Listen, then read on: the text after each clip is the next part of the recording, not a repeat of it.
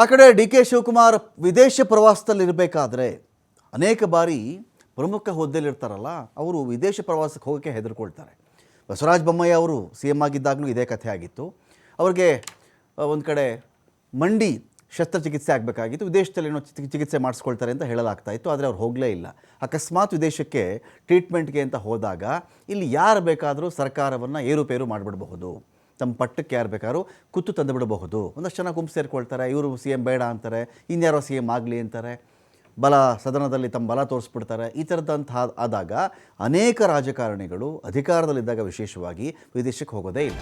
ಇಲ್ಲಿ ನೋಡಿದ್ರೆ ಒಂದು ಕಡೆ ಡಿ ಕೆ ಶಿವಕುಮಾರ್ ಅವರು ವಿದೇಶ ಪ್ರವಾಸದಲ್ಲಿರಬೇಕಾದ್ರೆ ಒಂದು ಡಿನ್ನರ್ ಮೀಟಿಂಗ್ ಇಲ್ಲಿ ನಡೆದಿದೆ.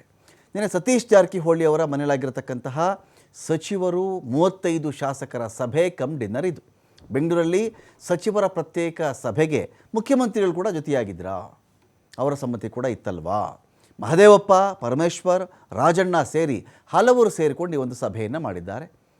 ತುಂಬ ಜನ ಸೇರಿಕೊಂಡು ಅನೇಕ ಸಚಿವರು ಇದ್ದರು, ಶಾಸಕರು ಇದ್ದರು. ಮಾಮೂಲಿ ಈ ಥರದ್ದು ಏನು ರೀ ಮೀಟಿಂಗ್ ಮಾಡಿದ್ರಿ ಅಂತ ಅವ್ರನ್ನೇನಾದ್ರು ಕೇಳಿದ್ರು ಹೇಳೋದು ಒಂದೇ ಮಾತು, ಹಾಗೆ ಊಟಕ್ಕೆ ಕರೆದಿದ್ರು. ಸಿದ್ದರಾಮಯ್ಯನವ್ರು ಇದ್ದಾರೆ ನೋಡಿ, ಹಾಗೆ ಊಟಕ್ಕೆ ಕರೆದಿದ್ರು ಅಷ್ಟೇ, ಊಟದಷ್ಟೇ ಅಪ್ಪ, ಇನ್ನೇನಿಲ್ಲ ಈ ಥರ ಹೇಳಿ ಜಾರ್ಕೊಂಡ್ಬಿಡ್ತಾರೆ. ಆದರೆ ವಿಷಯ ಅಷ್ಟಕ್ಕೆ ಇರಲ್ಲ. ಬರೀ ಊಟಕ್ಕಾದರೆ 35 ಜನ ಯಾಕೆ ಸೇರಬೇಕಾಗಿತ್ತು? ಎಲ್ಲ ಶಾಸಕರು ಶಾಸಕಾಂಗ ಸಭೆಯನ್ನೇ ಮಾಡಿಬಿಡಿ, ಆವಾಗ ಅದು ಊಟ ಮಾಡಬಹುದಲ್ವಾ? ಹಾಗಾಗಲ್ಲ. ಒಂದು 35 ಜನ ಶಾಸಕರು ಈ ಥರದ ಒಟ್ಟಿಗೆ ಸಭೆಯನ್ನು ಮಾಡಿದ್ದಾರೆ ಅಂತ ಹೇಳಿದ್ರೆ ಅದಕ್ಕೇನೋ ಒಂದು ಮೀನಿಂಗ್ ಇರುತ್ತೆ. ಹೈಕಮಾಂಡ್ ಒಂದು ಕಡೆ ಎಲ್ಲಿಯೂ ಪ್ರತ್ಯೇಕವಾಗಿ ನೀವು ಸಭೆಗಳನ್ನು ಮಾಡಕೂಡ್ದು ಅಂತ ವಾರ್ನಿಂಗನ್ನು ಮಾಡಿತ್ತು. ಈ ವಾರ್ನಿಂಗ್ ಆಚೆಗೂ ಕೆಲ ಸಚಿವರು ಶಾಸಕರುಗಳು ಸಭೆಯನ್ನು ಮಾಡಿದ್ದಾರೆ. ಸಭೆಯಲ್ಲಿ ಮುಖ್ಯಮಂತ್ರಿಗಳೇ ಭಾಗವಹಿಸುವ ಮೂಲಕವಾಗಿ ಬೇರೆದ್ದೇ ಸಂದೇಶ ರವಾನೆ ಆಗ್ತಾ ಇದೆ.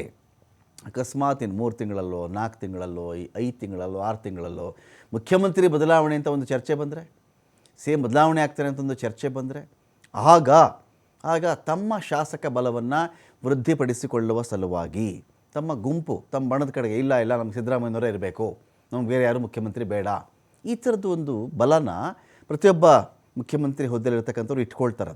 ಅದು ಯಾರಿಗೇನು ಹೊರತಾಗಿಲ್ಲ. ಅದು ಯಾವುದೇ ಸಿ ಎಂ ಆದರೂ ಅಷ್ಟೇ ತಮ್ಮ ಕಡೆ ಇಷ್ಟು ಶಾಸಕರಿದ್ದಾರಪ್ಪ, ಅದು ಹೇಗೆ ನೀವು ಚೇಂಜ್ ಮಾಡಿಬಿಡ್ತೀರಾ ಮುಖ್ಯಮಂತ್ರಿಯನ್ನು?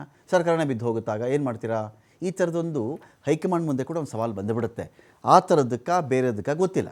ಸಂಕ್ರಾಂತಿ ವೇಳೆಗೆ ಒಂದು ಕಡೆ ಸಂಪುಟ ಪುನರ್ರಚನೆಗೆ ಹೈಕಮಾಂಡ್ ನಿರ್ಧಾರ ಎನ್ನುವ ಮಾಹಿತಿ ಕೂಡ ಇದೆ. ಕ್ಯಾಬಿನೆಟ್ ಒಂದು ಕಡೆ ರೀಶಫಲ್ ಆಗಬೇಕು ಅಂತ. ಮುಂದಿನ ವಾರ ಸಿ ಎಂ ದೆಹಲಿಗೆ ತೆರಳಬಹುದು.